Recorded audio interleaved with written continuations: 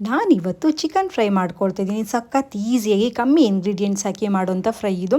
ನಿಮಗೇನಾದರೂ ಟೈಮ್ ಇಲ್ಲ ಅಂದರೆ ಆರಾಮಾಗಿ ಈ ಥರ ಒಂದು ಫ್ರೈ ಮಾಡ್ಕೊಬೋದು. ಇನ್ನು ನಾನು ಇಲ್ಲಿ ಚಿಕನ್ ಒಂದು 1/2 kg ಆಗೋಷ್ಟಿದೆ. ಅದಕ್ಕೆ ಅರಿಶಿನ ಪುಡಿ ಮತ್ತು ಉಪ್ಪು ಹಾಕಿದ್ದೀನಿ. ವಾಶ್ ಮಾಡಿಬಿಟ್ಟು ಅದಕ್ಕೆ ಅರಿಶಿನ ಪುಡಿ ಮತ್ತು ಉಪ್ಪು ಹಾಕಿ ಚೆನ್ನಾಗಿ ಮಿಕ್ಸ್ ಮಾಡಿ ಇಟ್ಕೊಂಡಿದ್ದೀನಿ. ಕೊಕೊನಟ್ ಆಯಿಲ್ಗೆ ಉದ್ದುದ್ದವಾಗಿ ಹೆಚ್ಕೊಂಡಿರೋ ಈರುಳ್ಳಿ ಹಾಕ್ತಾಯಿದ್ದೀನಿ. ಫ್ರೈಗೆಲ್ಲ ಈರುಳ್ಳಿ ಚೆನ್ನಾಗಿ ಉದ್ದುದ್ದ ಹೆಚ್ಕೊಂಡ್ರೆ ಚೆನ್ನಾಗಾಗತ್ತೆ. ಇನ್ನು ಹಸಿಮೆಣಸು ಒಂದೆರಡು ಹಾಕಿದ್ದೀನಿ ಮತ್ತು ಟೊಮೆಟೊ. ಹಸಿಮೆಣಸು ಟೊಮೆಟೊ ಚೆನ್ನಾಗಿ ಫ್ರೈ ಮಾಡ್ಕೊಬೇಕು. ನಿಮಗೆ ಎಷ್ಟು ಬೇಕೋ ಕ್ವಾಂಟಿಟಿ ಅಷ್ಟು ನೋಡಿಬಿಟ್ಟು ಇದನ್ನು ಹಾಕೋಬಹುದು. ಇನ್ನು ನೋಡಿ ಚಿಕನ್ ಚೆನ್ನಾಗಿ ಮ್ಯಾರಿನೇಟ್ ಆಗಿದೆ ಉಪ್ಪಲ್ಲಿ. ಇವಾಗ ಇದನ್ನು ಹಾಕ್ತಾಯಿದ್ದೀನಿ. ಉಪ್ಪು ಮತ್ತು ಅರಿಶಿನ ಪುಡಿ ಎರಡೂ ಹಾಕಿದ್ದೀನಿ ನಾನು. ಇದಕ್ಕೆ ಹಾಕಿಬಿಟ್ಟು ಟೊಮೆಟೊ ಈರುಳ್ಳಿ ಫ್ರೈ ಆದಮೇಲೆ ಇದಕ್ಕೆ ಹಾಕ್ತಾಯಿದ್ದೀನಿ. ಹಾಕಿಬಿಟ್ಟು ಚೆನ್ನಾಗಿ ಫ್ರೈ ಮಾಡ್ಕೊಬೇಕು. ಅದು ನೀರು ಬಿಡಬೇಕು. ನಾವು ಅಲ್ಲಿ ತನಕ ಫ್ರೈ ಮಾಡ್ಕೊಬೇಕು. ಯಾವ ಕಾರಣಕ್ಕೂ ಚಿಕನ್ ಫಸ್ಟಿಗೆ ನೀರು ಹಾಕೋಕ್ಕೆ ಹೋಗಬಾರ್ದು. ಅದ್ರ ಟೇಸ್ಟೇ ಹೋಗಿಬಿಡತ್ತೆ.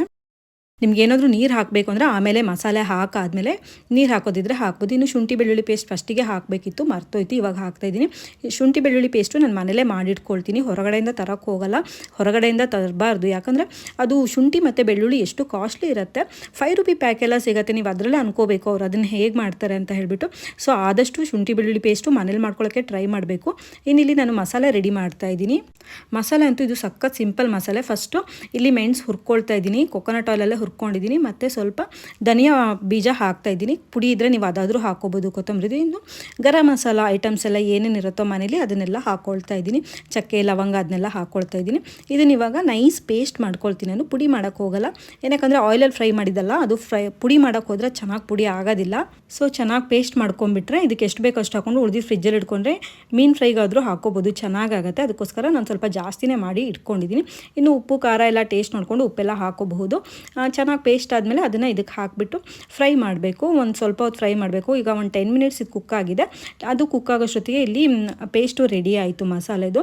ನಾನು ಹೊರಗಡೆಯಿಂದ ಮಸಾಲೆನೂ ತರೋದಿಲ್ಲ. ಚಿಕನ್ ಮಸಾಲೆ ಎಲ್ಲ ನಾನು ತರೋದೇ ಇಲ್ಲ, ಮನೇಲೇ ಮಾಡ್ಕೊಳ್ತೀನಿ. ಗರಂ ಮಸಾಲೆ ಐಟಮ್ಸ್ ಎಲ್ಲ ಏನು ಬೇಕು ಅಂತ ಹೇಳಿಬಿಟ್ಟು ಮಂತ್ಲಿ ಒನ್ಸ್ ತರಿಸ್ಬಿಟ್ಟು ಆವಾಗಲೇ ಫ್ರೆಶ್ಶಾಗಿ ಮಾಡ್ಕೊತೀನಿ. ಇಲ್ಲಾಂದರೆ ಮಾಡಿಟ್ಕೊತೀನಿ. Rasam powder, sambar powder almost ಎಲ್ಲ ನಾನೇ ಮಾಡಿಟ್ಕೊಳ್ತೀನಿ. ಟೈಮ್ ಇದ್ದರೆ ಪುಡಿ ಎಲ್ಲ ಮಾಡಿಟ್ಕೊಳ್ತೀನಿ. ಇಲ್ಲಾಂದರೆ ಮಾಡಬೇಕಾದ್ರೇ ಸ್ವಲ್ಪ ಹಾಕ್ಕೊಂಡು ಈ ಥರ ಮಾಡಿಕೊಂಡು ಪೇಸ್ಟ್ ಥರ ಎಲ್ಲ ಮಾಡಿಕೊಂಡು ಹಾಕ್ಕೊಂಡ್ಬಿಡ್ತೀನಿ.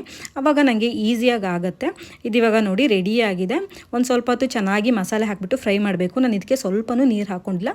ಫುಲ್ ಎಷ್ಟು ಫ್ರೈ ಬೇಕೋ ಅಷ್ಟು ಮೀಡಿಯಮ್ ಫ್ಲೇಮಲ್ಲಿ ಇಟ್ಕೊಂಡೇ ನಾನು ಕುಕ್ ಮಾಡಿದ್ದೀನಿ. ಲಾಸ್ಟಿಗೆ ಒಂದು ಸ್ವಲ್ಪ ಜಾಸ್ತಿ ಹೈ ಫ್ಲೇಮ್ ಇಟ್ಕೊಂಡು ನೀವು ಕುಕ್ ಮಾಡ್ಕೊಬೋದು. ಅಂದರೆ ಅದೊಂದು ಸ್ವಲ್ಪ ಡ್ರೈ ಆದರೆ ಚೆನ್ನಾಗಿರುತ್ತೆ. ಇನ್ನು ನೀವು ಇದಕ್ಕೆ ಕೊಕೊನಟ್ ಆಯಿಲ್ ಬದಲು ತುಪ್ಪ ಹಾಕ್ಕೊಂಡು ಮಾಡಿದ್ರೆ ಗೀ ರೋಸ್ಟ್ ಥರನೇ ಆಗುತ್ತೆ. ಲಾಸ್ಟಿಗೆ ಕೊತ್ತಂಬರಿ ಸೊಪ್ಪು ಹಾಕ್ಕೊಂಡು ಚೆನ್ನಾಗಿ ಫ್ರೈ ಮಾಡಿಕೊಂಡ್ರೆ ಇದು ರೆಡಿ ಆಗುತ್ತೆ.